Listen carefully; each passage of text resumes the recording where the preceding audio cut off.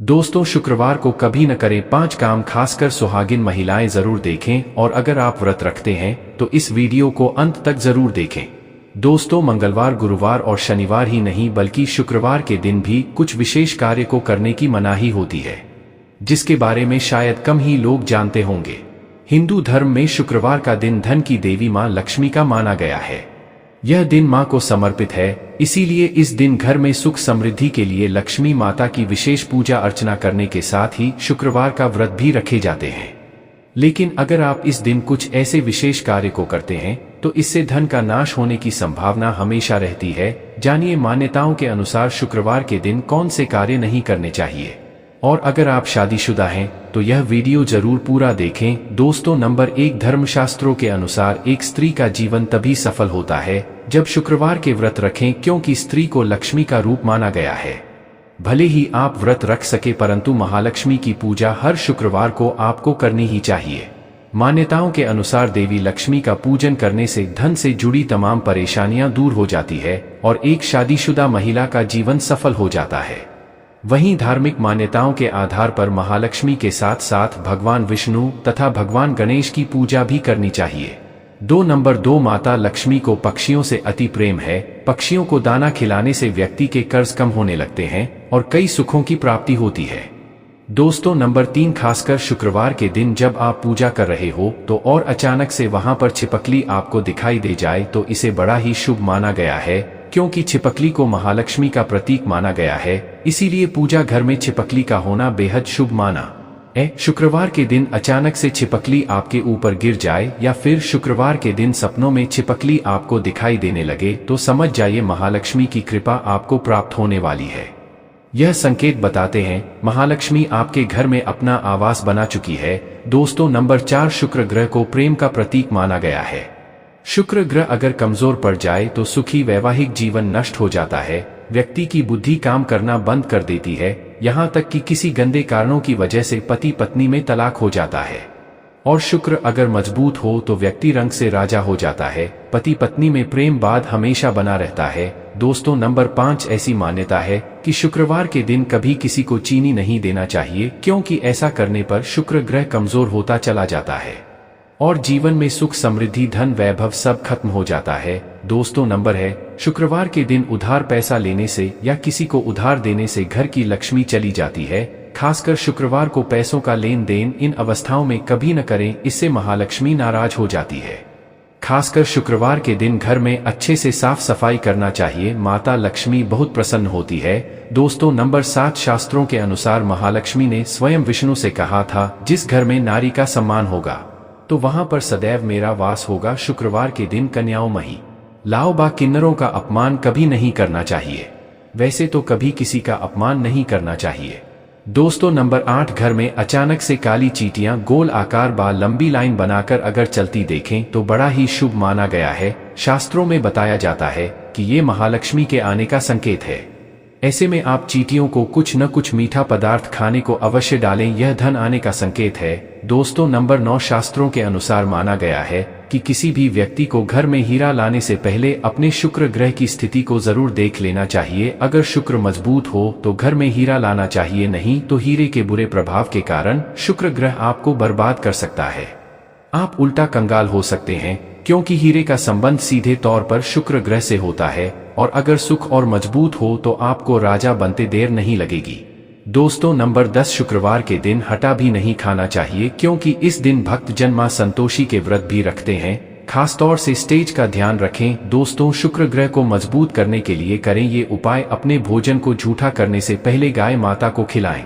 शुक्रवार को सफेद वस्त्र धारण करें। चांदी, चावल, दूध, दही, स्वच्छ चंदन, सफेद वस्त्र तथा सुगंधित पदार्थ इसी पुजारी की पत्नी को दान कर दें। घर में तुलसी का पौधा लगाएं और उसकी पूजा करें। चंदन का तिलक लगाना न भूलें। पानी में चंदन मिलाकर स्नान करें। चांदी का टुकड़ा या चंदन की लकड़ी नदी या नहर में प्रभावित करें। सुगंधित पदार्थ का इस्तेमाल करें।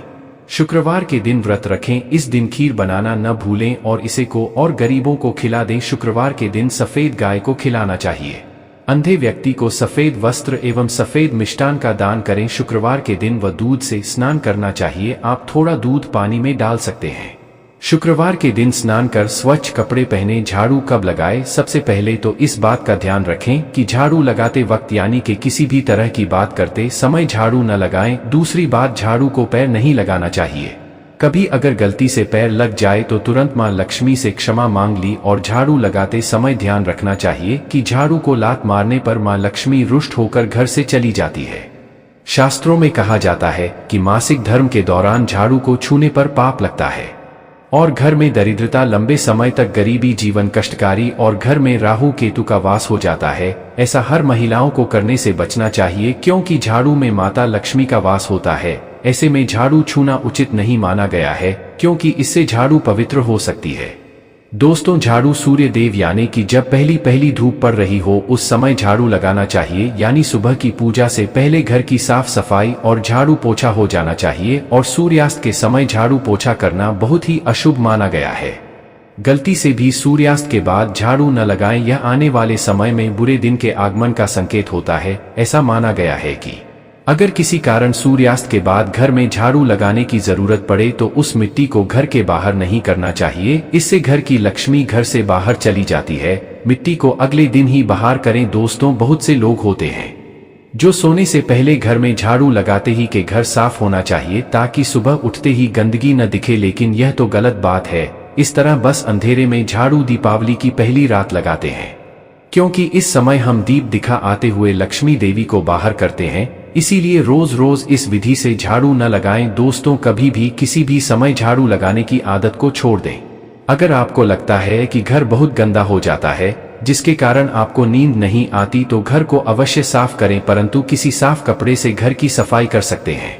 लेकिन रात में झाड़ू का प्रयोग न करें क्योंकि माता लक्ष्मी का भी सोने का एक समय होता है। इस समय माता लक्ष्मी आराम करती है।